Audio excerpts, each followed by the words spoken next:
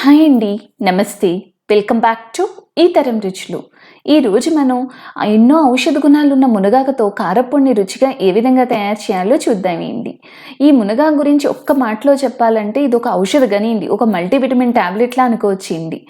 ఇది పాలిచ్చే తల్లులకు కానీ, బరువు తగ్గాలనుకున్న వాళ్ళకి కానీ, హెయిర్ ఫాల్ ఉన్నా, బీపీ, షుగర్ ఇలాంటి ఎటువంటి ప్రాబ్లమ్స్ ఉన్నా కూడా ఈ మునగాకు ఎంతో అద్భుతంగా పనిచేస్తుంది అండి. ఇన్ని ఔషధ గుణాలున్న మునగాకుతో మరి కారప్పొడిని ఎలా తయారు చేయాలో చూద్దామండి. ముందుగా మనం స్టవ్ వెలిగించి పాన్లోకి 2 స్పూన్స్ ఆయిల్ తీసుకోవాలి. ఆయిల్ కొంచెం వేడవగానే అందులోకి ఒక చిన్న కప్పు శనగపప్పు.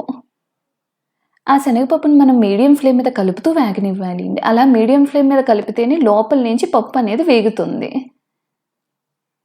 మనం ఈ పప్పుని ఒక 2 మినిట్స్ బాగా దోరగా వేగనివ్వాలి. ఒక 2 మినిట్స్ ఇది 70% వేగిన తర్వాత అందులోకి మనం ఒక చిన్న కప్పు మినప్పప్పు, శనగపప్పు ఎంత వేసామో మినప్పప్పు కూడా అదే క్వాంటిటీలో వేసుకోవాలి.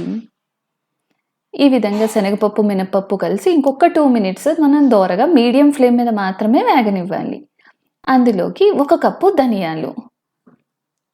ఈ మూడిటిని కూడా మనకి మంచి కమ్మటి వాసన వచ్చే వరకు పప్పులను వేగనివ్వాలి.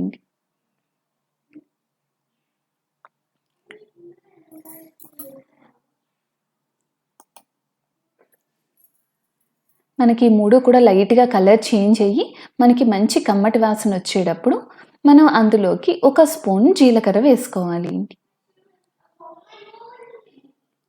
ఇలా అందులోకి ఒక స్పూన్ జీలకర్ర వేసి ఒక 2 మినిట్స్ వేగనిచ్చి స్టవ్ అనేది ఆఫ్ చేసేసుకోవాలి.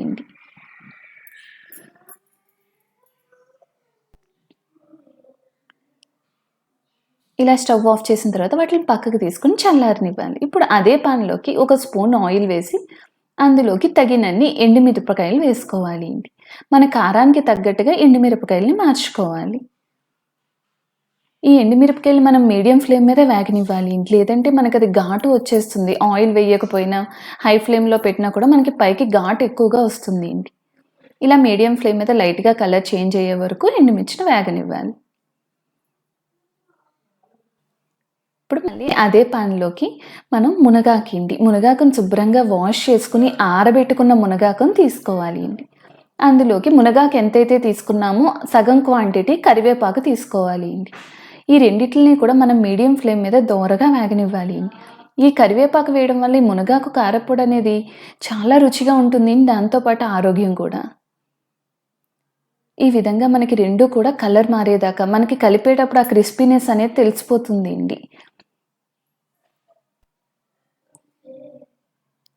ఈ విధంగా మనం మీడియం ఫ్లేమ్ మీద కలుపుతూ వేగనివ్వాలి.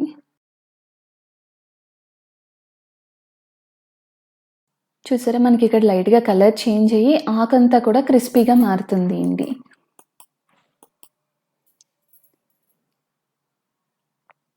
ఇది మనం కలుపుతూ లేకపోతే ఆ ఆకు అనేది మాడిపోతుంది.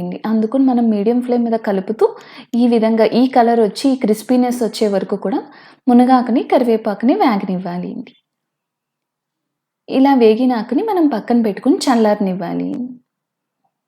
ఇప్పుడు ఒక మిక్సీ జార్లోకి మనం ముందుగా ఎగించిన పప్పులు, ఎండుమిర్చి అలాగే కొంచెం చింతపండు వేసి దాన్ని మెత్తగా మనం గ్రైండ్ చేసుకోవాలి. చూసారా, ఈ విధంగా మనం మెత్తని పొడిని రెడీ చేసుకోవాలి.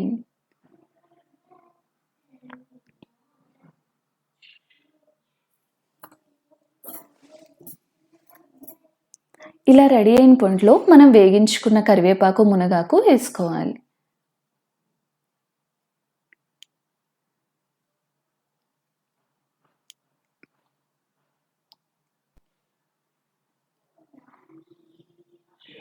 దానిలోకి 7-8 వెల్లుల్లి రెబ్బలు అలాగే తగినంత ఉప్పు వేసి మనం మెత్తగా పొడి చేసుకోవాలి. మనకి వెల్లుల్లి వేయడం వల్ల ఫ్లేవర్ కూడా చాలా బాగుంటుంది. చూసారా, ఈ విధంగా మనం మెత్తని పొడి చేసుకోవాలి. కొంతమంది ఇక్కడ కొంచెం గరుగ్గా ఇష్టపడతారు ఈ కారపొడి.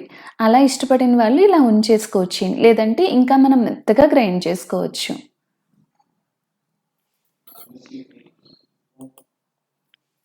అంతే ఎంతో రుచిగా ఉండే మునగాకు కారప్పొడి అనేది రెడీ అయ్యింది.